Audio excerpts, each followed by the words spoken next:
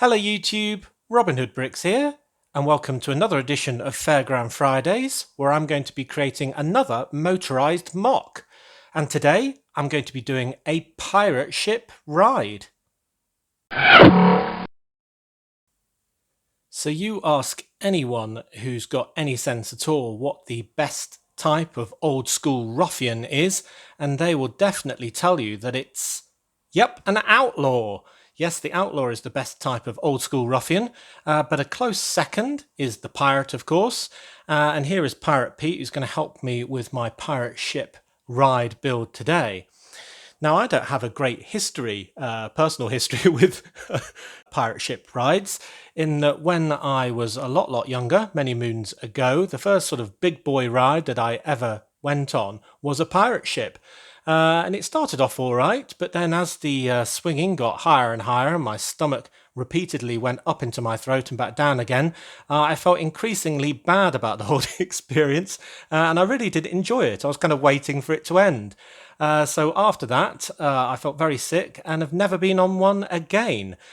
So these things do scar you for life, it would seem. But nonetheless, there's no reason why I shouldn't have one in my fairground for all the people that do enjoy that horrible sensation. So that's what I'm going to do today. Now, there are many ships and pirate ships that I could use as inspiration for this. And I was looking back in the Lego catalogue for sort of ideas, but most of the wonderful pirate ships are really massive. So if you think about having a ride based on a galleon about this size, swinging from side to side, it would be really awesome, but it would use a lot of space. And the main thing about my city, and indeed my fairground, is that I go for a lot of diversity. So why have one great big galleon ride when I could have a much smaller version and still have room for, say, 3 more rides as well? Because I do want my fairground to be fully motorised and have, well, at least a dozen rides in, I'm hoping. So I kept looking and I started thinking about more left field ideas, and I stumbled across a very good set that I think will act as inspiration. Now I'm going to give you a few clues, but I am bearing in mind that you've probably seen the thumbnail and thus know the answer already. But nonetheless, I'll give it a go. So the first clue is this, which is the piece for the bow of the ship. And it's usually a sort of back part of a helicopter that's quite wide. But this one is unique to this set in dark brown. So I had to source that piece. Another piece that's unique to this set in this colour is this inverted slope in green. So I don't think many of you have got it yet, but this might help. This is a specific printed piece for this set for its sails, and it's quite clever actually because it's actually a quarter cylinder piece on its side with kind of tears in it and a skull and cross swords instead of skull and crossbones, and it's in a kind of kiddie style, but I figured that would be quite appropriate for a ride because a really serious pirate ship wouldn't necessarily be in a fairground. It'd be kind of like a fun sort of caricature of one, a bit sort of plasticky perhaps, but nonetheless. And if you haven't got it yet, maybe the minifigure that will be driving the ship will trigger some sort of memory, and that is this one, who is called the Flying Dutchman. And indeed, that is the name of the set that he comes from, 3817. The Flying Dutchman from 2012. And that set is obviously a SpongeBob Squarepants set, and there's not much I know about that at all, apart from this guy is apparently a ghost who appears in that cartoon from time to time, and he has a bag that's marked souls, because obviously he collects souls as a ghost, it would seem, when he's doing his haunting. And he is quite rare as a Lego figure, and he's got a great big nose, but nonetheless, I mean, it almost looks like it should stick out, but obviously it doesn't, but it's quite well done. Now, the real Flying Dutchman was actually a mythical boat that was doomed to sail the seas forever. It's a myth from the late 18th century, apparently, about a ship that was never able to make port, that glows in the distance, and if you see it, then it's a real portent of your doom. So I think that's a really appropriate sort of backstory and set of pieces to base my build on. Now, that doesn't mean we can just buy that set and just get on with putting people on it, because it isn't appropriate for a ride as it stands at all. For a start, it doesn't have any seats on for our paying passengers, so we're going to have to sort that out. I think we could do with a bit bigger a mast, really, because it's just got one of these sails on kind of a stubby mast, and I think we need a much bigger one. And after all, that mast is going to have to double as the kind of fulcrum of the sort of swaying motion, because that's what the structure's going to have to hold on to at the top. So it needs to be a lot stronger as well. So if we're going to have more mast, then we need to have more sails. So I'm going to need more of this special printed piece. And then I think as well, that set had quite a puny ship's wheel. And this guy looks like he needs one of the much bigger proper ones. So I think we should do that as well. So today I thought I'd take you through my design phase. So I'm going to go into Lego Digital Designer next and show you how I took the idea for that set all the way to our final ride. Okay, so here we are in Lego Digital Designer, the kind of out-of-date program that I still use for most of my designing. And in that I have built the original set boat, and here it is. And you can see it's quite a little fun boat, as I said. It's got a lot of character, including the character driving it, that wonderful sail piece, this nice sort of, whatever that bit's called on a boat, that unique bow and these inverted slopes. And I really like the back mostly, with this sort of kind of windows all bowing out like an old galley would have. So I really like that. But as I said, we need to do quite a lot of amendments to it. So what I'm going to do to start with is just take a copy, stick it over here, and do some changes to it. Now, the main changes I want to do are adding more sails, adding a great big mast that will also act as kind of the pivot point around which the ride will swing, a great big wheel, ship's wheel, instead of this sort of puny steering wheel type one, and then a bit more deck with some seats on for people who ride the ride. So roughly what I'm going to do is kind of chop off the front to start with, in a kind of cut and shut. I'm going to add the extra portion of deck. I'm just going to do all this rather crudely, but just so you can see kind of the process that I go through when I'm doing something like this, because I know a lot of you are interested. And I'm going to get rid of that very small ship's plank, just because it's kind of in the way of what we're trying to do. And there you see I've just made the deck a little bit longer. Now this is very rough, so it may be a bit different from this when it comes to it. Then I think we need to add a mast on. So this is kind of like now the front mast, and this is the main mast.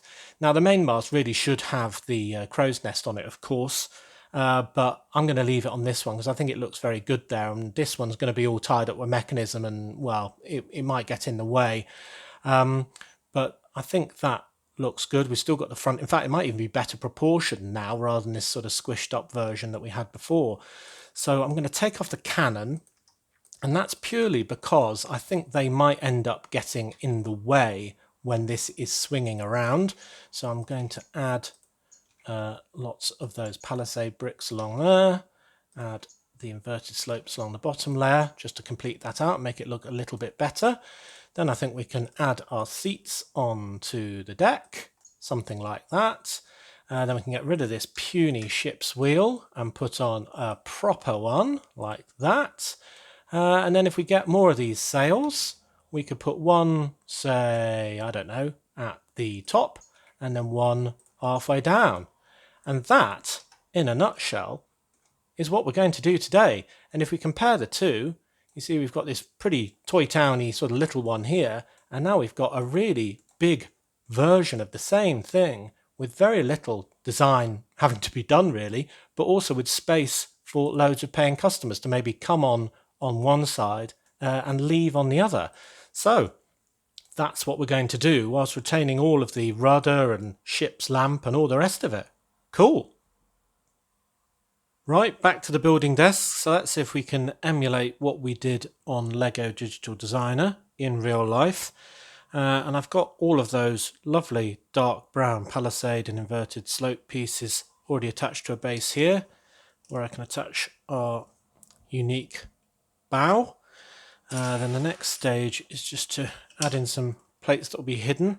And this little setup, which will help secure the front mast. Now, we don't want it all falling apart, especially when it's going to be moving. So just having everything sort of anchored in place with Technic bricks and the pole going into one of these cross pieces just means that everything's going to be very firmly connected and it'll be difficult to pull apart.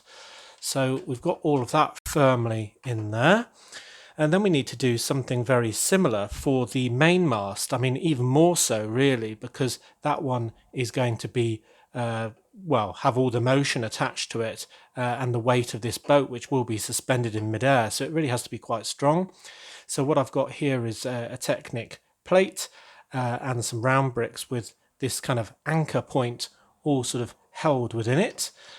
So 3, 4, 5, 6 along, I can push that in there. So that is going to be held in here and held by the sides and all the rest of it as we put more on. Then the main deck can go on the front, and that's going to be where all of this seating is. Put that there. And then on the back, one of those wonderful details of that rudder piece. So that looks really good, doesn't it, already? Very ship-like, so that's good. And then for the back bit, which is kind of the cabin, we've got some black plate with a green brick on it, and then all of the kind of galley windows. I've been calling them galley, but it's really galleon, isn't it? Galleon windows. There we go, put them on the 4 sides, so that's looking good. I'm leaning those out quite a lot for when the roof comes on. And here's these inverted slopes, and that will really help hold all of this down as well. So 1, 2 of those, and then some more straight inverted slopes on the back. And that will hold up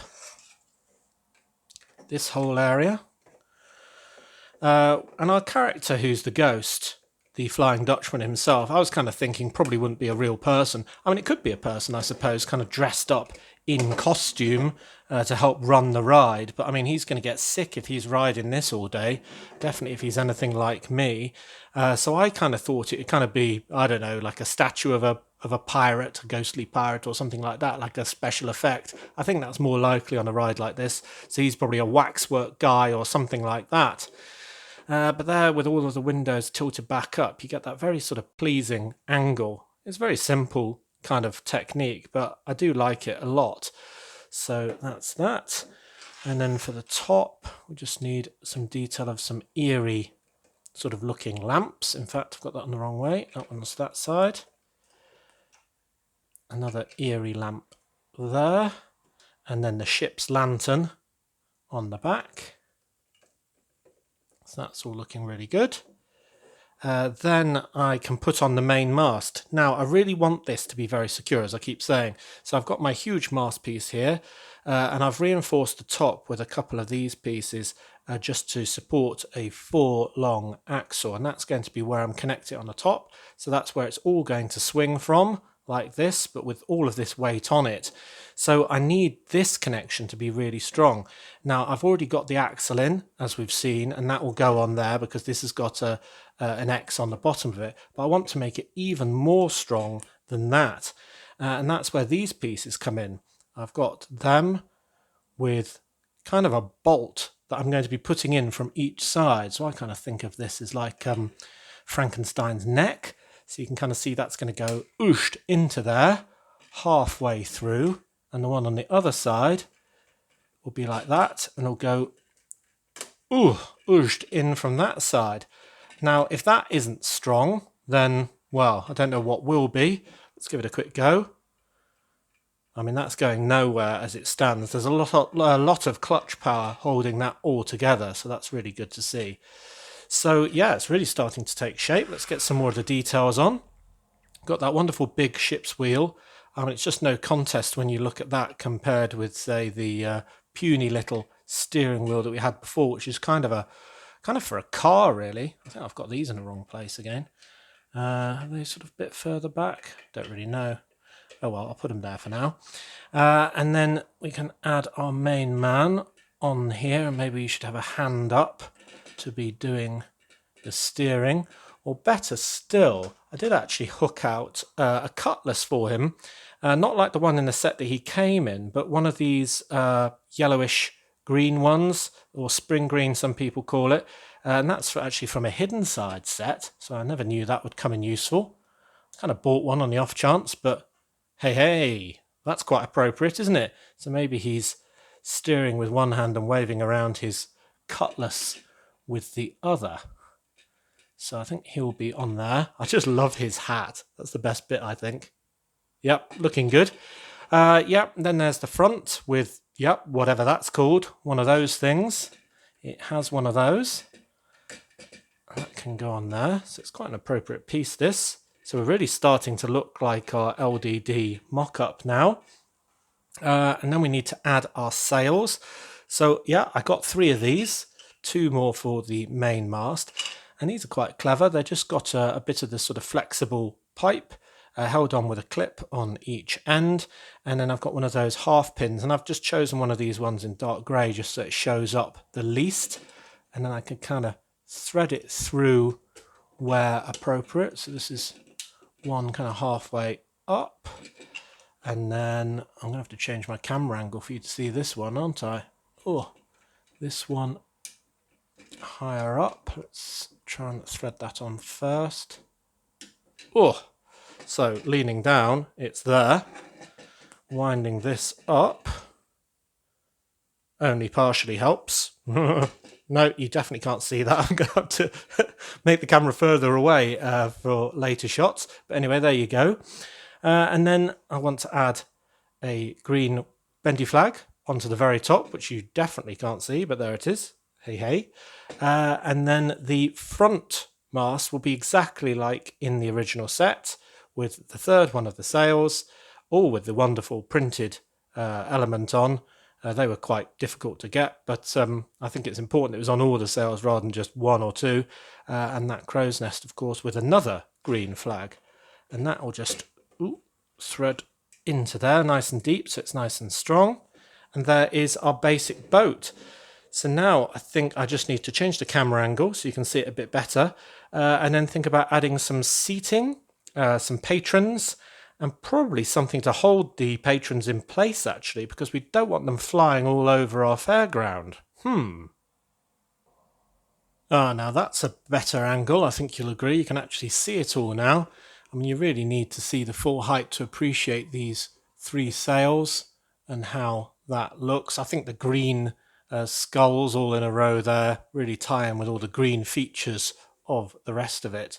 He can't really see where he's going, but, you know, it is a ride, not an actual boat. But it's definitely a pirate ship that Pirate Pete would be very happy to serve on, I think.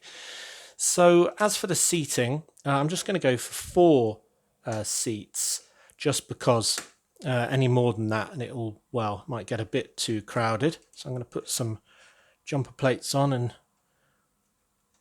the middle of the deck for 2 rows of 2, and I'm going to have them slightly recessed. So I'm going to have the seat on there and there. And because I didn't want to complicate this by adding loads of barriers all around the outside, I figured I'd just have a very sort of simple structure to hold people in their seats. So first of all, I'm going to add a couple of people. So this laughing man, he's enjoying it, unlike me many years ago. So I'll put him maybe on that back row there. And then why not have a lady on as well? And she's also enjoying it. Who are these people? I don't get it. I really don't. It's not a pleasant... I mean, I'm not scared of rides. I go on all sorts of rides, but just not this. It's a monstrosity. Yeah, so then I need a barrier to hold them in place. And I thought I'd make a really simple one using a skeleton's leg and a long bone, because I figured that the sort of skull and crossbones sort of theme is very piratey.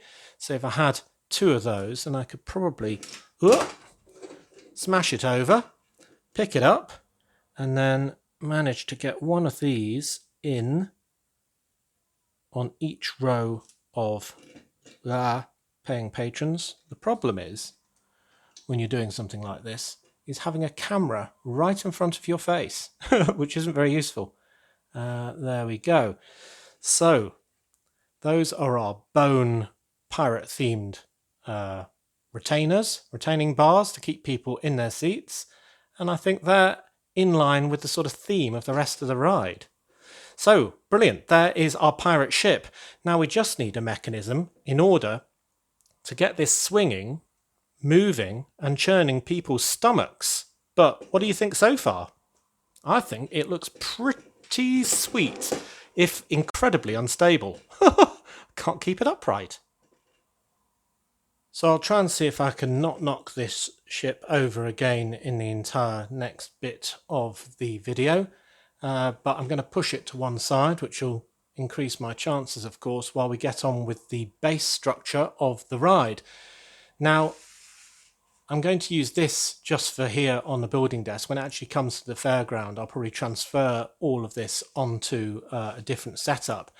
And the first part of the support structure is these wonderful 6x6 based supports that are actually usually used as monorail supports in all of LEGO's monorail sets.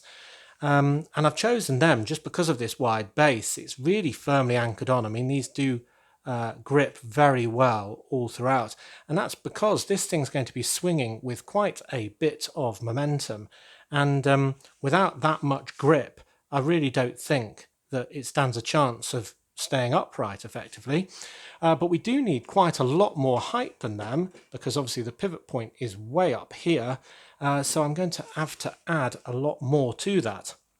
So the first thing, I'm just adding one of these Technic bricks, and that's just because it's got the X hole on, because it will give a bit more strength to the connection of this to a very normal sort of support, 2x2x10 lattice support.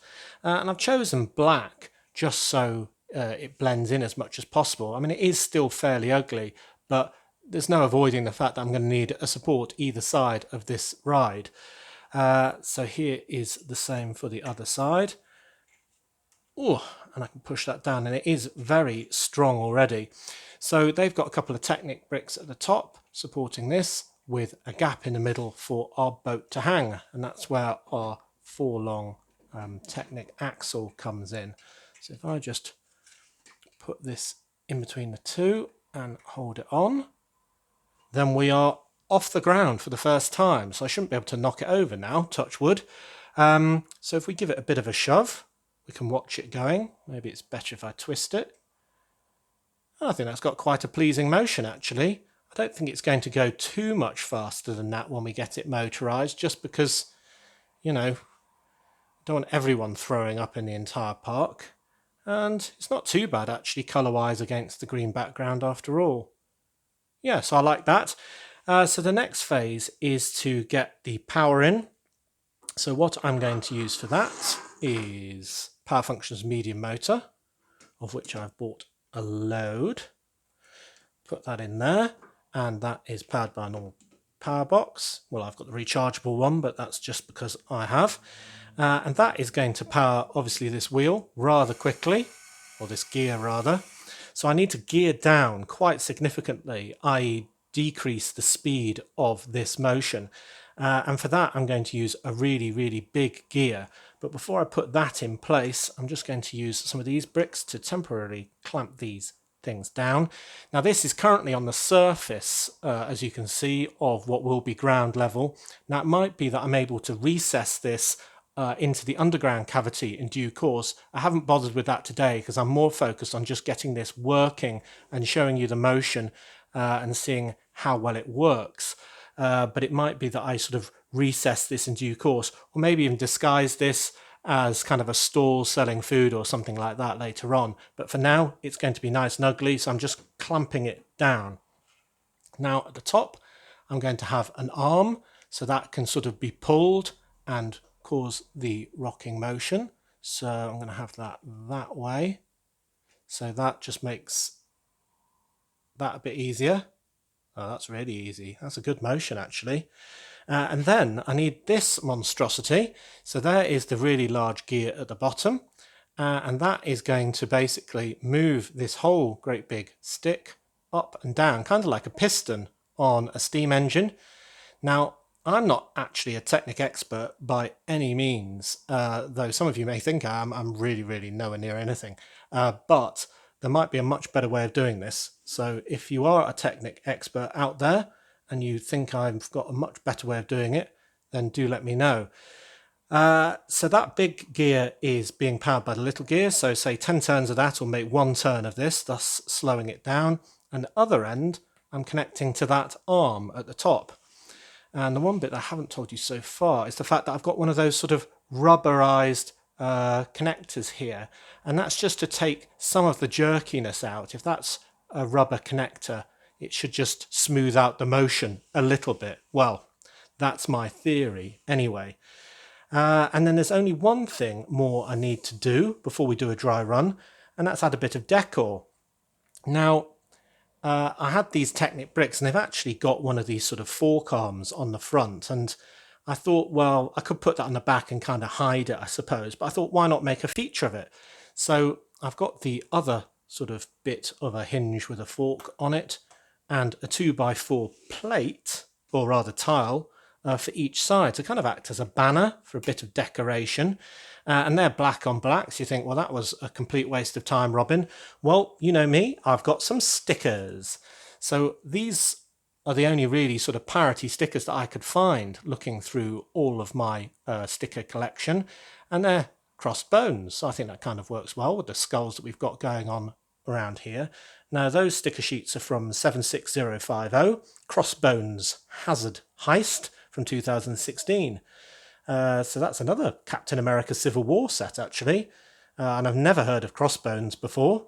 I don't know, well, he's obviously not that famous, but you've probably all heard of him. But anyway, so I thought I would put those 2 stickers on those 2 2x4 tiles, and it'd look a bit more decorated.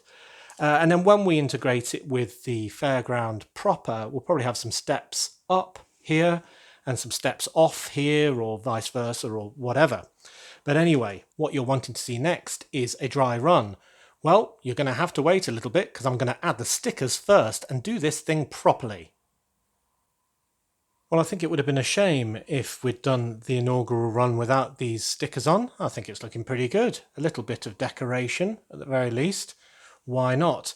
And I think actually we probably need Pirate Pete to finish off the show, because he's probably taking the ticket money or something for this ride. So let's give it its inaugural run.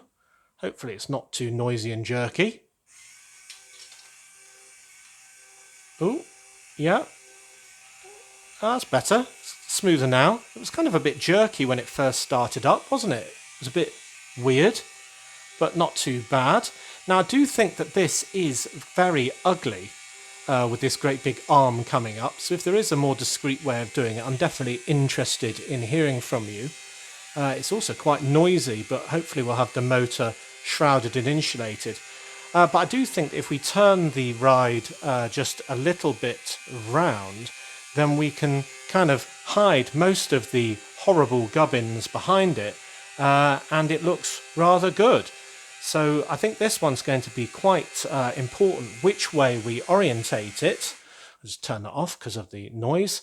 Yeah, but from this angle, you really can't see any of the bad stuff, apart from these obviously tall towers that are relatively unavoidable. But yeah, I think that's a real success. So do tell me what you think. Definitely if you've got any ideas for improvements, or how this mechanism could be made a little more discreet or effective, or less jerky when we start it off. Yeah, you see, it does that funny starting mechanism, and then later it gets into the swing of things. Yeah, so I'm a bit confused by that, but I like the overall effect, I must say.